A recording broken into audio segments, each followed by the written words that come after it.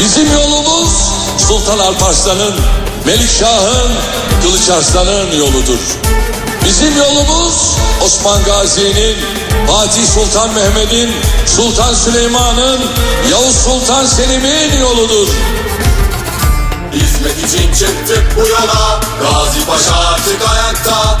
Adil çelik gelecek, dürüst ve korkusuz yürüyecek. Hizmet için çıktık bu yola, Gazi Paşa artık ayakta.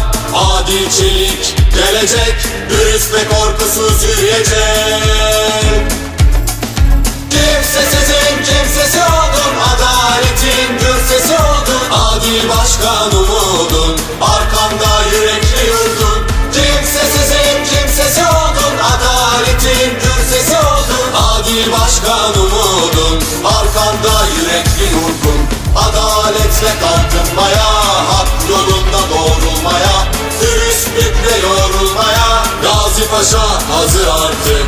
Adaletle kalkınmaya, hak yolunda doğrulmaya, dürüstlükle yorulmaya, Gazi Paşa hazır artık. Güçlünün değil, haklının yanında olmak için geliyor. Modern, eşitlikçi yönetim anlayışıyla geliyor. Gazi Paşa'ya adil çelik geliyor. Hizmet için çıktık bu yola, Gazi Paşa artık ayakta.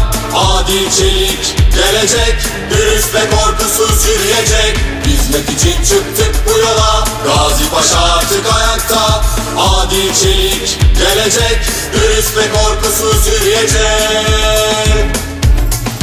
Kimsesizin kimsesi oldun, adaletin gür sesi oldun. Adil başkan umudun, arkanda yürekli yurdun. Kimsesizin kimsesi oldun, adaletin gür sesi oldun. Adil başkan umudun, arkanda yürekli yurdun. Adaletle kalkınmaya, hak yolunda doğrulmaya, dürüstlükle yorulmaya, Gazi Paşa hazır artık. Adaletle kalkınmaya, hak yolunda doğrulmaya, dürüstlükle yorulmaya, Gazi Paşa hazır artık. Buradan selamlarımı gönderiyorum. Türkiye'yi selamlıyorum. Bu aziz vatan toprağı üzerinde nefes alıp veren her bir kardeşimi gönülden selamlıyorum. Adaletle kalkınmaya, hak yolunda doğrulmaya, dürüstlükle yorulmaya, Gazi Paşa hazır artık. Adaletle kalkınmaya, hak yolunda doğrulmaya, dürüstlükle yorulmaya, Gazi Paşa hazır artık.